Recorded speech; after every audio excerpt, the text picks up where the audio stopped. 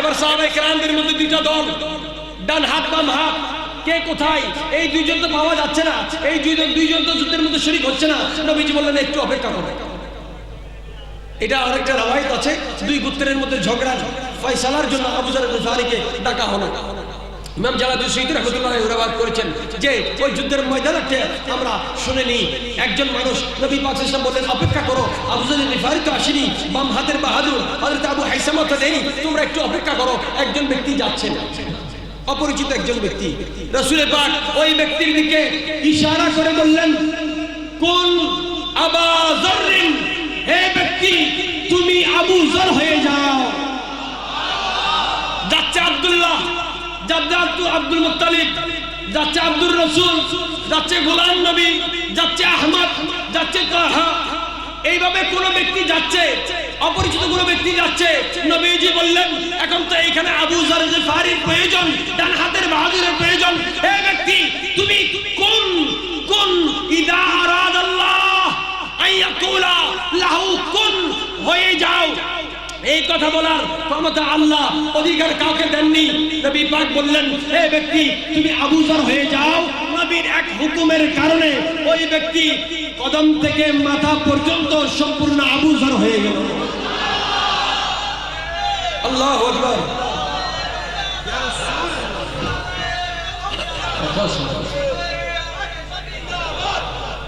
নবীজি বললেন কোন আবু যর, তুমি আবু যর হয়ে যাও।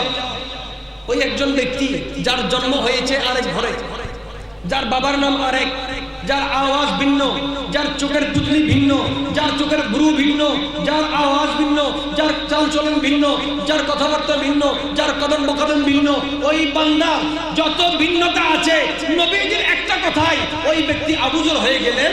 চোখের ভ্রুটা আবু যরের ভ্রু হয়ে গেল, জবানটা আবু যর হয়ে গেল, আওয়াজটা আবু যর গিফারি হয়ে গেল, কদমটা আবু যর গিফারি হয়ে গেল। ওই বান্দা আপাদ মস্তক আবু যর গিফারি হয়ে গেল। এখন হয়ে গেল, মুখোশ লাগাতে পারে। আজকে বিজ্ঞান যাকে বলে প্লাস্টিক সার্জারি বলে কিনা, ইয়াসিন ওয়াল কুরআনিল, কোরআন হাকিম মানে বিজ্ঞানময় কোরআন। কেন বললেন? বিজ্ঞানময় কোরআন থেকে কেউ বিজ্ঞান পায় না। বিজ্ঞানময় কোরআনের বিজ্ঞান বোঝার জন্য ওই ইয়াসিন নবী পাকের দরবারে যাওয়া, বিজ্ঞান করতে গিয়ে নবীর দরবার থেকে হয়ে যাও। ওই বান্দার আওয়াজ ও আবু যর গিফারির আওয়াজ হয়ে গেল। এখন চেহারা তো পরিবর্তন হতে পারে।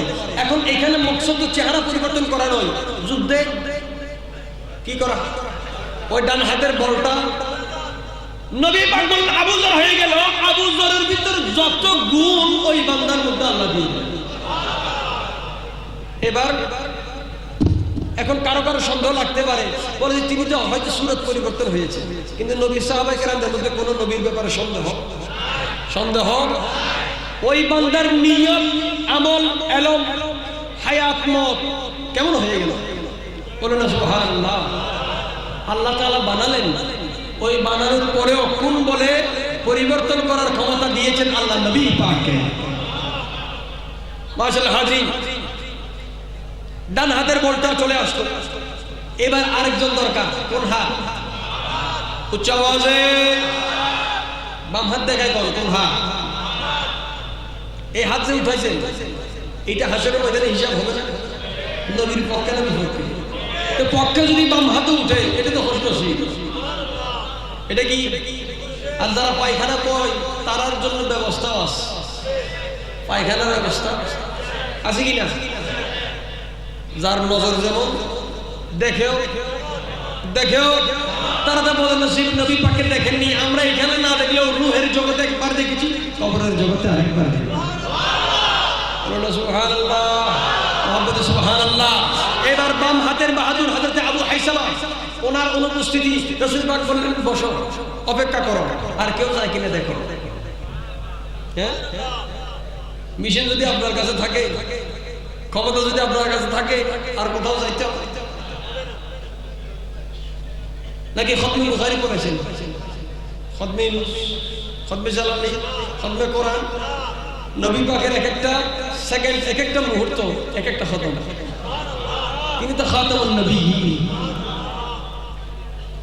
এক ব্যক্তি যাচ্ছেন, রাসূল পাক সাল্লাল্লাহু আলাইহি ওয়াসাল্লাম বললেন, কুন আবা হাইসামা, এই ব্যক্তি তুমি আবু হাইসামা হয়ে যাও। আওয়াজ হয়নি, মুহাম্মদের আওয়াজে বলুন, কুন আবা হাইসামা, তুমি আবু হাইসামা হয়ে যাও। আবু যর গিফারি যেমন পরিবর্তন হয়ে গেল, এই আবু হাইসামা পরিবর্তন হয়ে গেল। আপার মস্তক, চেহারা, গায়ের রং, চোখের জবান, আওয়াজ, আমল নামা, এলম, বাহুবল, হাঁটার ধরন, চরিত্র, মুহাব্বত। যেই মুহাব্বত ওই ব্যক্তি মদিনাওয়ালার পাশ দিয়ে চলে যাচ্ছেন, কিন্তু খবর নাই। কিন্তু রাসূল পাক ইসলামের যেই সাহাবা মুহাব্বত রাখতেন, ওই সাহাবীর মুহাব্বতটা বলতে বাহিরে তো পরিবর্তন হয়েছে, মিলাদুন নবীর বড় ফজিলত বান্দার বাতিনকে, জাহিরে পরিবর্তন বান্দার বাতিনকে পরিবর্তন করে। মিলাদের তাবাররুক, মিলাদের তাবাররুক। তো এখন ইবলিস কখনো চাইবে না এই তাবাররুক কেউ হাসিল করুক, চাইবে?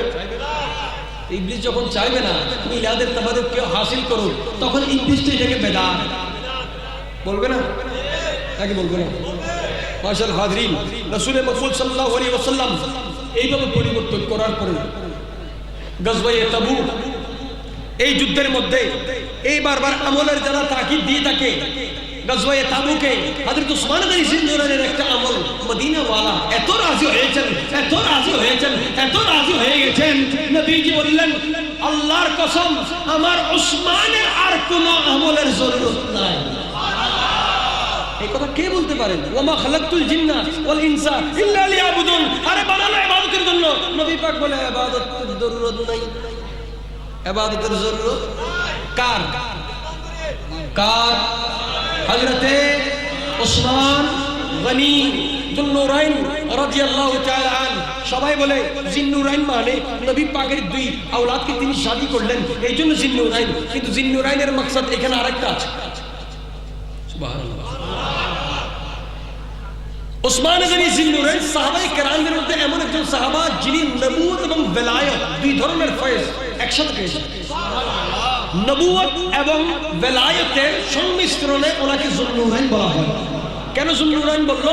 এটাও কাজী সালাউল্লাহ ফারিবতী রাহমাতুল্লাহ লিখেছেন, নবুয়ত নূর, বেলায়েত নূর। তো দুই নূরের অধিকারী যিনি, তিনি যুন্নুরাইন বা যুন্নুরাইন। হযরত উসমান গনি জিন্নুরাইন রাদিয়াল্লাহু তাআলা রাসূল পাক এলান দিয়ে দিলেন, এ আমার সাহাবারা, কে আছো গজওয়ে তাবুকের মধ্যে সওয়ারি দিতে পারবে? রাসূল পাক ইসলামের এক একটা কথাই সাহাবাদের এক একটা দিচ্ছেন। একজন সাহাবী দাঁড়িয়ে গেলেন, যার নাম হযরত উসমান গনি জিন্নুরাইন, নাম ছিল উসমান। নবীজির সদকায় এমন গনি হয়ে গেলে কায়নাত আজকে ওনাকে গনি বলে। সত্যবাদী তো অনেকে, কিন্তু সিদ্দিক কেউ। সত্য মিথ্যার পার্থক্যকারী মর্দে মুজাহিদ অনেকে, ফারুক আজম। ওলি আল্লাহর দরজা বেমিসাল, কিন্তু শাহিনশাহ বেলায়েত মাওলা আলী সালার কেউ, মাওলা আলী সালার কেউ। মাশাআল্লাহ হাজরিন, রাসূল মকবুল সাল্লাল্লাহু আলাইহি ওয়াসাল্লামের এক কথাই হযরত উসমান গনি জিন্নুরাইন রাদিয়াল্লাহু তাআলা দাঁড়ালেন, বলছে, ইয়া রাসূলুল্লাহ, আমি 100 ওট দিব। ওই উটে যিনি সওয়ার হবেন তার খরচ দিব, ওঠের ভরণ পোষণ দিব, ওই ব্যক্তির ঘরের খরচ আমি দিব। নবী বললেন, খুশি, পারলে আরো বাড়াও। আর কে আছে, কে দিবে? তিনি বললেন, ইয়া রাসূলুল্লাহ, 1000 ওট।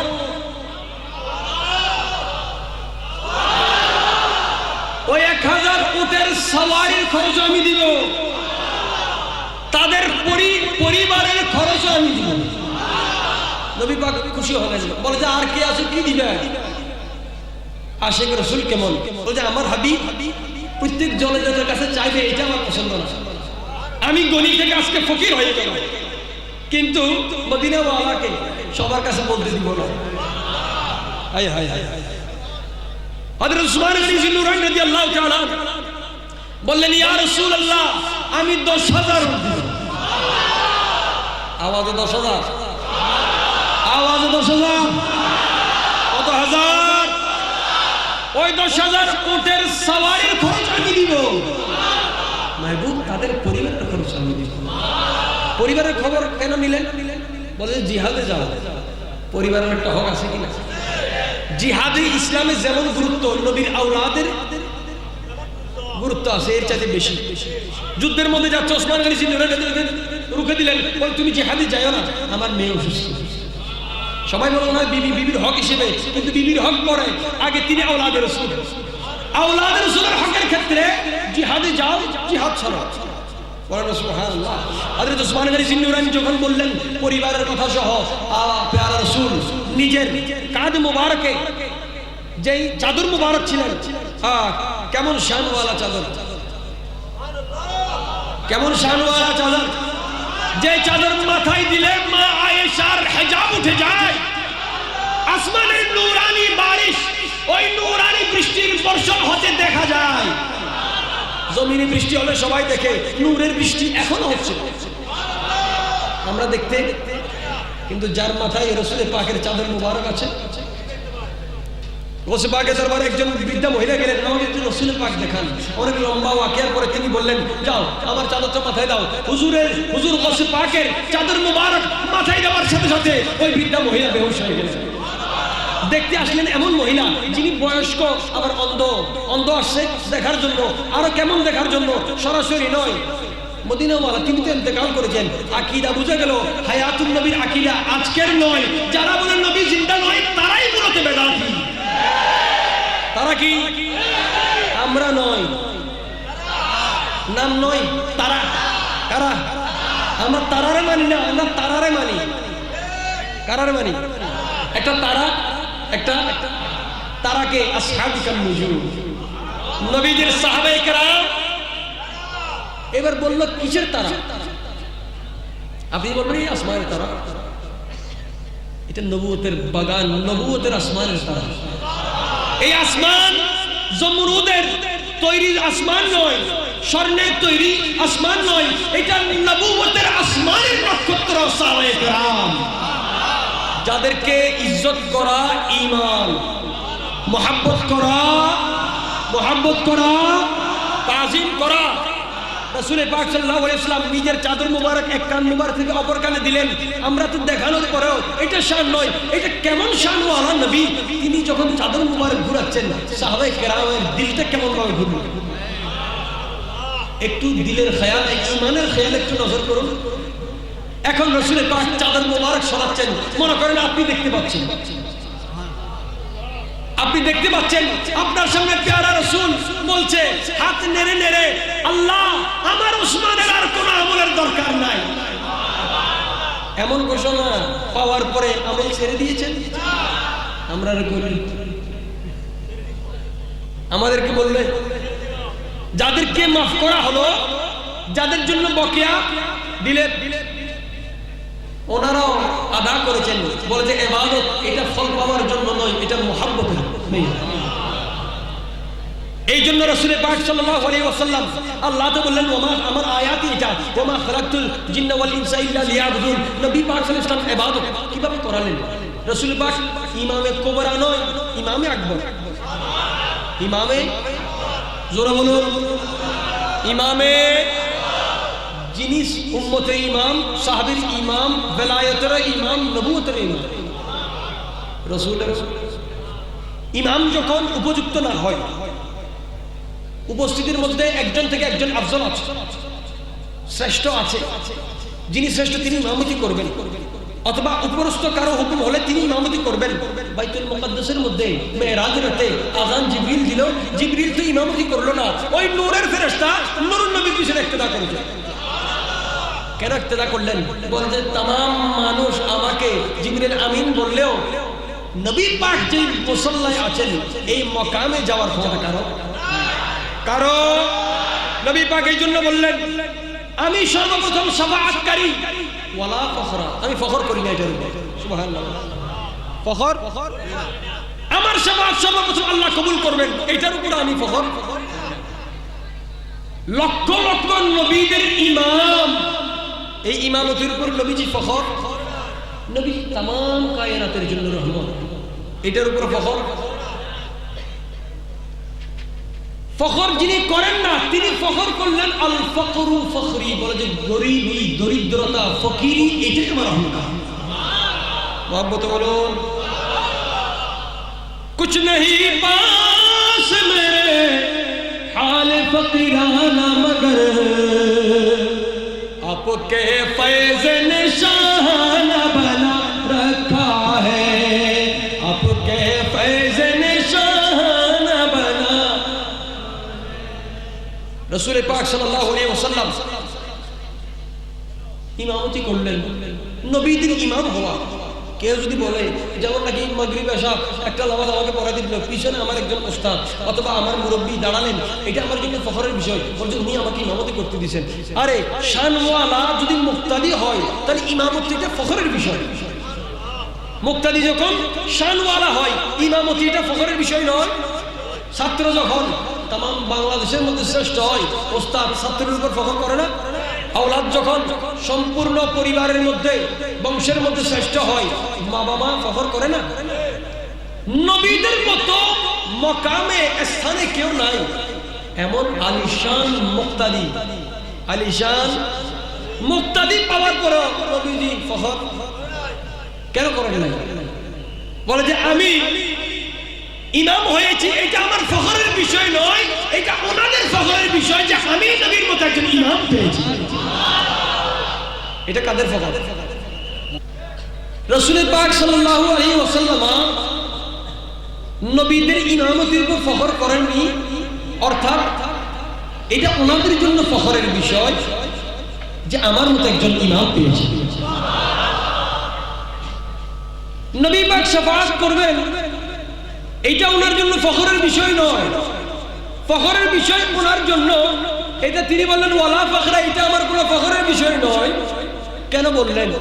বলে যে এইখানের মধ্যে এই শাফাআতের মধ্যে নবী পাকের ফখরের বিষয় নয়, এটা গুনাহগার উম্মতের ফখরের বিষয়। নবী পাকের মতো একজন শফিউল মুজনিবিন পেয়েছে। নবী পাক বললেন সর্বপ্রথম ময়দানে মাহশারে আমি উঠব। সুবহানাল্লাহ। জমিনের বুক চিরে ময়দানে মাহশারে আমি রাসূল উঠব। এটার উপর নবীজি ফখর করেন নাই। কেন করলেন না? বলে যে ময়দানে মাহশারে সর্বপ্রথম উঠা এটা আমি নবীর ফখরের বিষয় নয়, এটা হাশরের ময়দানের ফখরের বিষয়। যে সর্বপ্রথম তার বুকে আমি মদিনাওয়ালার কদমটা থাকি। বলেন না সুবহানাল্লাহ, মাহবুব বলুন সুবহানাল্লাহ। হুজুর নূর সাল্লাল্লাহু আলাইহি ওয়াসাল্লাম বলেন সর্বপ্রথম জান্নাতের দরজায় আঘাত করব আমি নবী। জান্নাতের দরজায় নক করব, করাঘাত করব আমি নবী। এটাও তো নবী ফখর করেন নাই। বলে যে এটা জান্নাতের ফখর, আমি মদিনাওয়ালার হাত তার সাথে আছে। বলেন না সুবহানাল্লাহ। আল্লাহ পাক রব্বুল আলামিন এই মদিনাওয়ালার যুগে যুগে যত নায়েব আছে, ওয়ারাসাতুল আম্বিয়া যাকে বলা, যাদেরকে বলা হচ্ছে, ওই নায়েবে রাসূলের দামান তলে থাকার তৌফিক দান করুন। যিনি নায়েবে রাসূল পেয়েছেন, নায়েবে রাসূলের দামানে থাকা মানে মদিনাওয়ালার দামানে থাকা। দাদাজান কবলা যার প্রতিষ্ঠিত মখদুম শাহজি পীর রহমাতুল্লাহ আলাইহি প্রতিষ্ঠিত এই মাহফিল অনেক মুহাব্বতের মাহফিল, যার প্রমাণ দিতে হয়, প্রমাণ দিতে হবে, কোন প্রমাণ দিতে হয়? যাকে মুহসিনে আহলে সুন্নাত বলা হয়। কি বলা হয়? আহলে সুন্নাত ওয়াল জামাতকে নিজের নাম শো হয়নি, প্রকাশ হয়নি, গোপনে থেকে আহলে সুন্নাত ওয়াল জামাতের খিদমত আঞ্জাম দিয়েছেন তিনি মখদুম শাহজি পীর রহমাতুল্লাহ। কোন সন্দেহ? আমার আলোচনা শেষ করছি। দাদাজান আলমের কয়েকটা কথা না বললে হক আদা হবে, আদা হবে। আমাদের বুড়িচর জিয়াউল উলুম মাদ্রাসার বাণী যিনি প্রতিষ্ঠাতা আল্লামা জাফর আহমদ সিদ্দিকী রহমাতুল্লাহ আলাইহি, মশহুর তরিন একজন আলেম। তিনি মুহাব্বত রাখতেন দাদাজানের সাথে, কিন্তু আকীদা তেমন প্রথমে মজবুত ছিল না।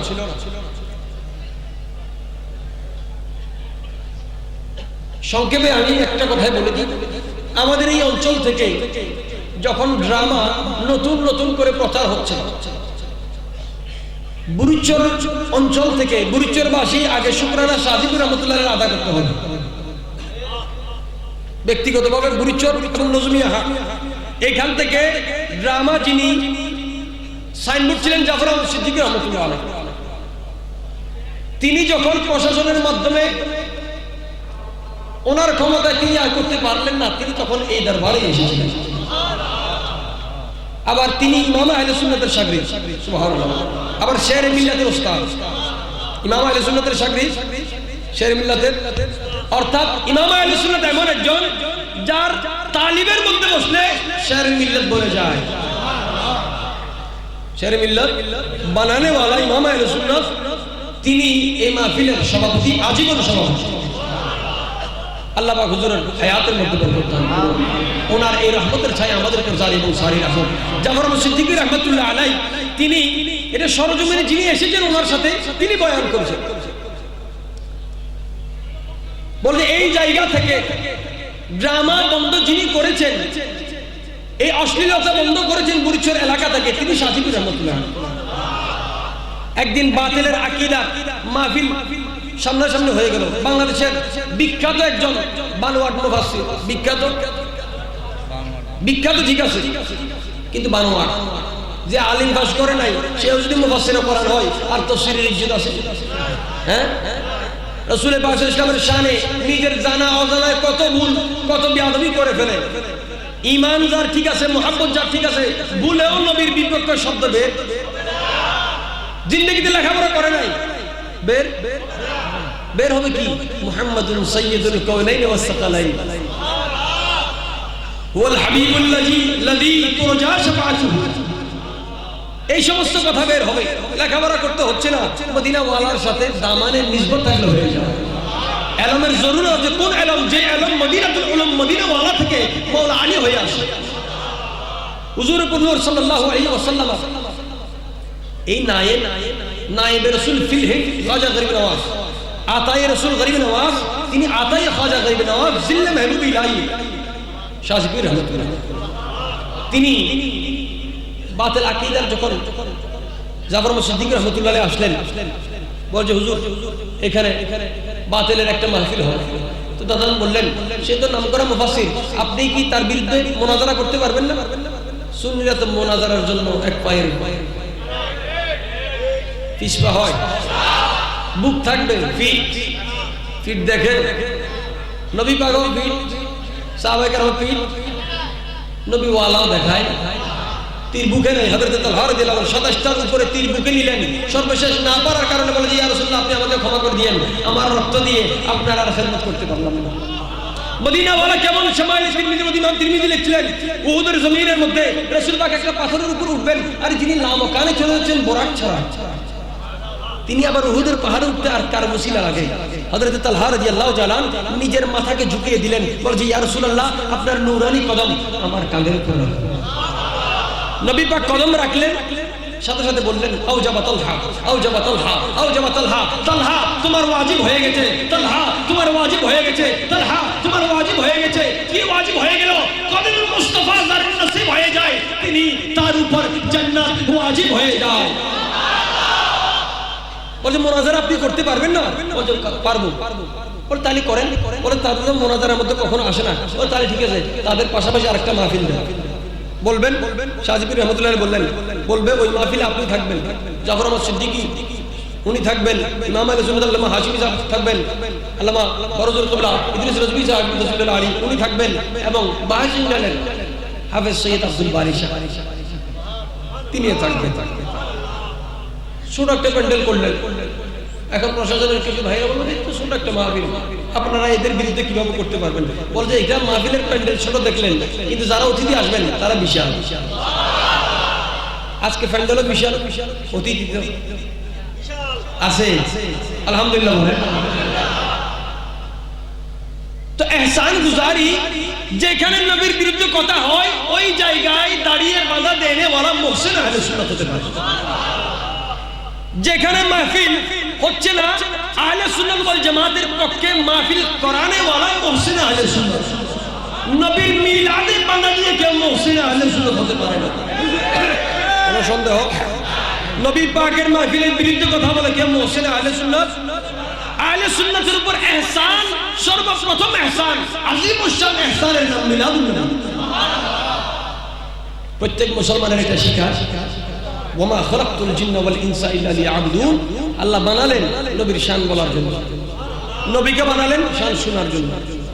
তারিফ ওনার হবে, আমরা করে যাব, যার জবানে হুজুরের তারিফ আসলো ওই উম্মত হাশরের ময়দানে দামি হয়ে যায়। আল্লাহ পাক আমাদের হাজিরি কবুল করুন। এবং হুজুর তশরিফ এনেছেন, ওনাদের কদমের হাজির সদকায় মিলাদে পাকের অনেক ধরনের তবরক আছে। আমরাও আজকে দোয়ার মধ্যে দিলে দিলে খেয়ালও এটা রাখবো যাতে আমাদের কলবটা পবিত্র হয়ে যায়। কলবটা, নবী আসলে জমিন পাক হয়ে যায়, যার কলবে নবী আছে কলব পাক হয়ে যায়। বলুন না সুবহানাল্লাহ।